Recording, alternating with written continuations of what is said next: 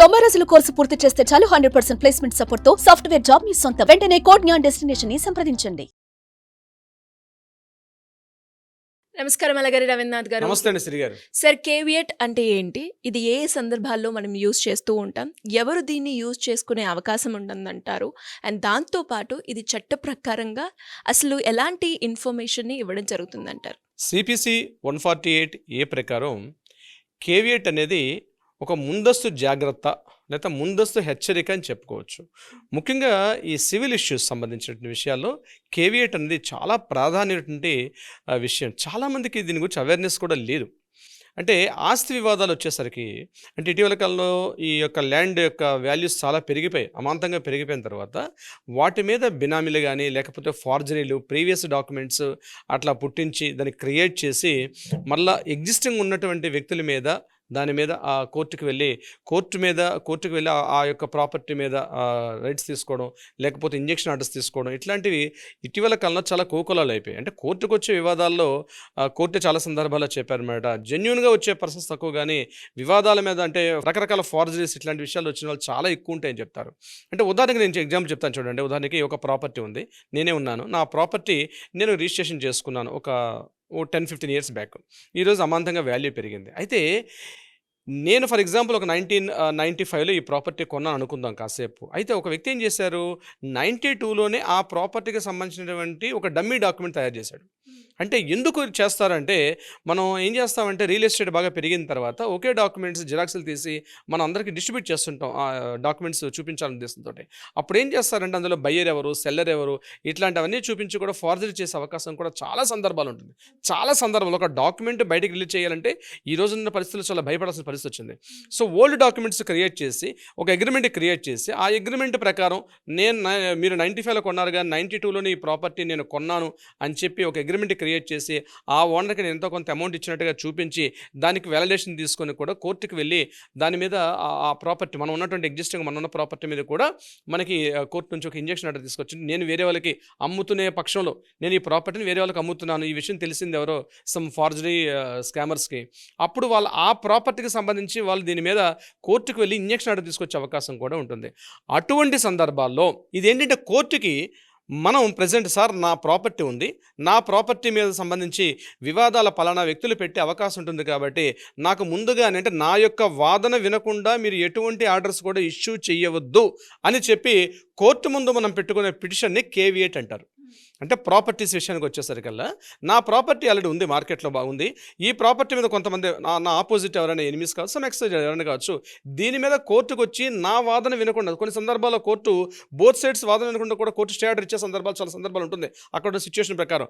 So అవతల వ్యక్తులు నా మీద కేసు వేసి నా మీద ఇంజెక్షన్ ఆర్డర్ తీసుకొచ్చే పరిస్థితులు ఉన్నారు. కాబట్టి నా వెర్షన్ కూడా వినండి, నా వాదన వినకుండా మీరు ఇటువంటి ఏకపక్షంగా సింగిల్ సైడ్ ఎప్పుడు కూడా మీరు ఒక ఆర్డర్ ఇష్యూ చేయొద్దని చెప్పి కోర్టుకు ముందుగానే మనం పెట్టుకున్నటువంటి ఒక పిటిషన్ని కేవియట్ పిటిషన్ అంటారు. ఇది చాలా ఉత్తమం అన్నమాట. ముఖ్యంగా సివిల్ కేసులకు సంబంధించి ఇలాంటి సందర్భాల్లో కేవియట్ చాలా ప్రొటెక్ట్ చేస్తుంటుంది. ప్రాపర్టీస్ విషయంలో పలానా వ్యక్తులు నా మీద కేసు వేయాలనుకుంటున్నారు, పలానా నా ప్రాపర్టీ మీద వాళ్ళు ఒక ఇంజెక్షన్ ఆర్డర్ తీసుకొని రావాలనుకుంటున్నారు అని ముందుగానే మనం తెలిస్తే దీన్ని కేవియట్ అన్నటువంటి ఒక పిటిషన్ ద్వారా మనం దగ్గరలో ఉన్న ఒక అడ్వకేట్ని సంప్రదిస్తే మన యొక్క అసెట్ని, మన యొక్క ప్రాపర్టీని మనం దాన్ని ప్రొటెక్ట్ చేసుకునే అవకాశం ఉంటుంది కేవియట్ అనే పిటిషన్ ద్వారా. ఇది ముఖ్యంగా మనీ విషయంలో కానీ సివిల్ మ్యాటర్స్ ఎక్కువగా యూజ్ చేసుకునే అవకాశం కూడా ఉంటుంది. అండ్ అలాగే సార్, మీరు అన్నట్టుగానే ఇప్పుడు ఏదైతే ఆస్తి రిలేటెడ్గా ఇష్యూస్ ఉంటాయో, అంటే ఫ్యామిలీ పరంగా కూడా ఈ కేవియట్ అనేది ఉపయోగపడుతుందంటారా సార్? 100%. ప్రాపర్టీస్ ఒక్కటే కాకుండా ముఖ్యంగా ఫ్యామిలీ ఇష్యూస్, అంటే భార్యాభర్తల మధ్య ఆస్తి వివాదాలు కూడా ఉంటాయి. డివోర్స్ విషయాల్లో, విడాకుల సందర్భాల్లో కూడా కొన్ని సందర్భాల్లో కోర్టు వినదు. ప్రధానంగా ఈ ఫ్యామిలీ ఇష్యూస్ ఎలా వస్తాయంటే భార్య మెయింటెనెన్స్ అడుగుతుంది. మెయింటెనెన్స్ అడిగే సందర్భాల్లో హస్బెండ్ యొక్క వెర్షన్ వినకుండా, భార్య ఎంతో కొంత క్లెయిమ్ చేసి హస్బెండ్ వెర్షన్ వినకుండా ఏకపక్షంగా అంటే వన్ సైడ్ వినేసి ఇంత అమౌంట్ ఇవ్వాలని చెప్పి కోర్టు స్టే ఆర్డర్ ఇచ్చే అవకాశాలు కూడా ఉంటాయి. కాబట్టి ఇమ్మీడియట్గా హస్బెండ్ ఏంటంటే నా వైఫ్ నన్ను మెయింటెనెన్స్ అడిగే విషయం ఉందని చెప్పి ముందుగానే కోర్టుకు మనం వెళ్ళిపోవాలి. అంటే బిఫోర్ ఇష్యూకి ముందే మనం కోర్టుకు వెళ్ళి కోర్టు నుంచి మనం ఒక పిటిషన్ దాఖలు చేసి, సార్ మీరు నా భార్య ఇట్లా రావచ్చు కాబట్టి మెయింటెనెన్స్ ప్రకారంగా నా వెర్షన్ వినండి, ఇక్కడ విషయం ఏంటంటే కేవియట్ ఒక ముందు మనం పిటిషన్ పెట్టుకుంటున్నాం, ఇది జడ్జిమెంట్ కాదు, మన వెర్షన్ కూడా వినమని చెప్పి కోర్టుకు మనం అభ్యర్థన చేసుకున్నట్టు ఒక పిటిషన్, అలాంటి సందర్భాలు చేస్తున్నాం. అలాగే చైల్డ్ కస్టడీ అంటాం, పిల్లలు భార్య పూర్తిగా నా దగ్గర ఉండాలని చెప్పి తీసుకున్న సందర్భాల్లో కూడా నా వెర్షన్ కూడా వినమని చెప్పి కోర్టుకు మనం కేవియట్ ద్వారా చేసుకోవచ్చు. అలాగే స్త్రీధనం కావచ్చు, అంటే భార్యాభర్తల మధ్యలో భార్య యొక్క ప్రాపర్టీస్ మీద భర్త కూడా విడాకులు, అంటే ఇంట్లో గొడవలు వచ్చే సందర్భాల్లో భార్య యొక్క ప్రాపర్టీ మీద కూడా భర్త స్టే ఆర్డర్ తీసుకొచ్చే అవకాశం కూడా ఉంటుంది.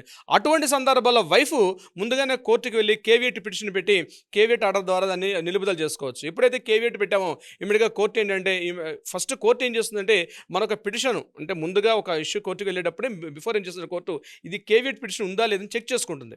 ప్రతి కేసులో కూడా కేవియట్ పిటిషన్ ఉందా లేదని. కేవియట్ పిటిషన్ ఉంటే ఇమీడియట్గా ఆపోజిట్ ఉన్న పర్సన్కి నోటీస్ పంపిస్తుంది. నోటీస్ పంపించి వాళ్ళని కూడా పిలిపిస్తుంది.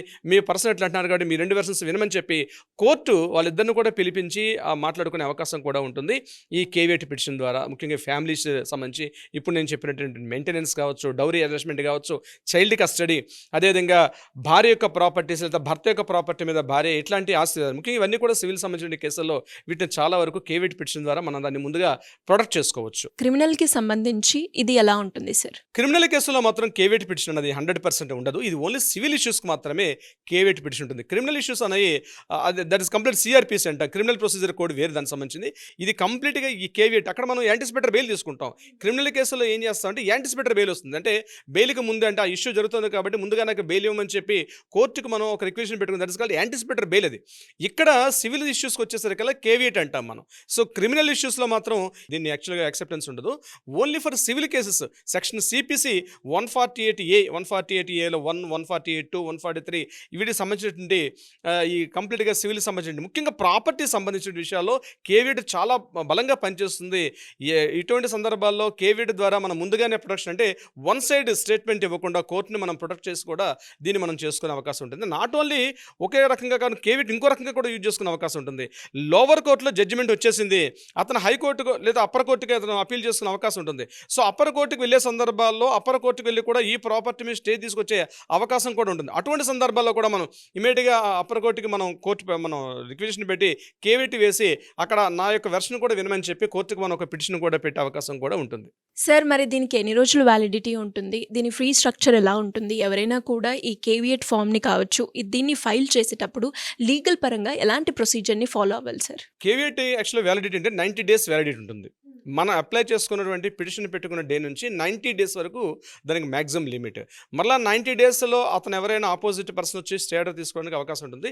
ఈ 90 daysలో రాకపోతే మళ్ళీ దాన్ని ఎక్స్టెండ్ చేసుకొని మరొకసారి పిటిషన్ పెట్టి దాన్ని ఎక్స్టెండ్ చేసుకుంటూ వెళ్తాం. కేవియట్ అనేది సివిల్ కేసుల్లో ఆస్తి తగాదాల్లో, అది రెంటల్ ప్రాపర్టీస్ కావచ్చు, అంటే ఇప్పుడు నేను అన్నట్టుగా ఓన్లీ ల్యాండ్ బిల్డింగ్సే కాకుండా రెంటల్ అగ్రిమెంట్స్ జరుగుతాయి ఓనర్కి టెనెంట్కి మధ్య. అటువంటి సందర్భాల్లో కేవియట్ ఉపయోగపడుతుంది. అదేవిధంగా జాబ్ కంపెనీస్లో, ముఖ్యంగా ప్రొఫైల్ కంపెనీస్లో జాబ్ చేస్తుంటారు. జాబ్ చేసేటప్పుడు ఒక ఎంప్లాయీస్కి కంపెనీకి మధ్య మేనేజ్మెంట్ విషయాల్లో కూడా కంపెనీ అంటే మేనేజ్మెంట్ ఏకపక్షంగా నిర్ణయం తీసుకున్న సందర్భాల్లో కూడా ఎంప్లాయీస్ వెళ్ళొచ్చు. లేదా ఎంప్లాయీస్కి ఇట్లా ఏదైనా రివ్యూ ఎంప్లాయీస్ కోర్టుకు వెళ్ళి కంపెనీ యొక్క దాని యొక్క డ్యామేజ్ చేస్తున్న సందర్భాల్లో కూడా మేనేజ్మెంట్ కంపెనీ కూడా కేవియట్ పిటిషన్ దాఖలు చేసుకుని కూడా వెర్షన్ వినే అవకాశం కూడా ఉంది. ఇట్లా ప్రాపర్టీస్, హౌస్ రెంటల్, ఫ్యాక్టరీస్, అలాగే ఇప్పుడు నేను చెప్పినటువంటి జాబ్ ప్రొఫైల్స్, కంపెనీస్, ఇట్లాంటివన్నీ కూడా కేవియట్ కిందకి వస్తుంది. 90 days వ్యాలిడిటీ ఉంటుంది. 90 daysలో దాని కన్సల్ట్ ఫీజు పే చేసి దాని త్వరగా వెళ్ళొచ్చు. అయితే కంపల్సరీ ఇక్కడ ఏంటంటే ఒక advocate is very very necessary. Advocate ఉండేటప్పుడు ఆ డ్రాఫ్ట్ చేసే పద్ధతి ఇవన్నీ కూడా ప్రాపర్గా చేసుకున్నప్పుడు కేవియట్ పిటిషన్ మనం దాఖలు చేస్తామండి సిరి గారు. మరి ఎవరికైనా కూడా ఇంకా దీనికి సంబంధించి పూర్తి వివరాలు కావాలి అంటే మిమ్మల్ని ఏ రకంగా సంప్రదించాల్సిన అవసరం ఉందంటారు సార్? కింద స్క్రోల్ అవుతున్న నెంబర్ని కాంటాక్ట్ చేయగలిగితే లేదా అట్లీస్ట్ వాట్సాప్ ద్వారా మెసేజ్ పంపించిన మన లీగల్ టీం వాళ్ళని అప్రోచ్ అవుతారు, డీటెయిల్స్ పంపించే ప్రయత్నం చేస్తారు. అట్ ద సేమ్ టైం దానికి సంబంధించి ఏదైనా కోర్టులో వివాదాలు ఉంటే కూడా న్యాయపరంగా పరిష్కార మార్గం కూడా చూపే ప్రయత్నం చేస్తారు సిరి గారు. Thank you sir. Thank you so much. Thank you so much అండి. సుమన్ టీవీలో మీ పర్సనల్ అండ్ బిజినెస్ ప్రమోషన్స్ కోసం కింది నెంబర్కి కాంటాక్ట్ చేయండి.